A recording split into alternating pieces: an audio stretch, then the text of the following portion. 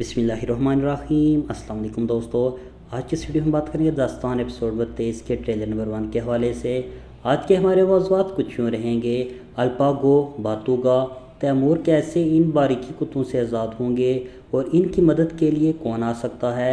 जैसे कि इकज़ को इन बारीकी कुत्तों के सिपाहियों ने पकड़ लिया है, क्या इकज़ का खात्मा होने जा रहा है। काया को क्या गद्दारी की सज़ा दी जाएगी।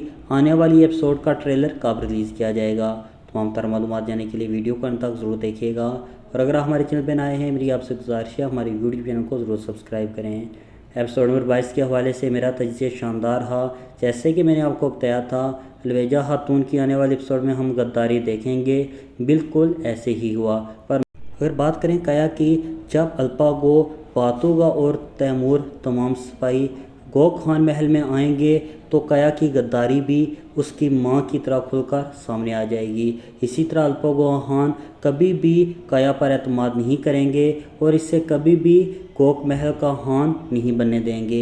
अगर बात करें इकज़ की, तो यहाँ पर दो सूरतें हैं। इकज़ या तो इनसे लड़ सकती है, मगर ऐसे नामुमकिन लगता है।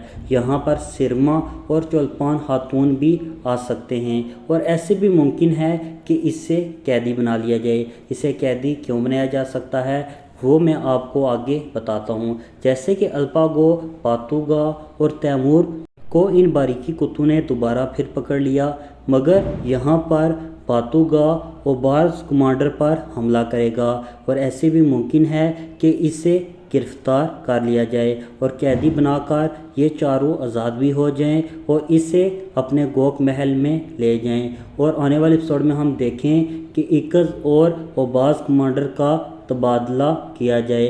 क्या ऐसे मुमकिन हो सकता है? कमेंट सेक्शन में ज़रूर बताइएगा।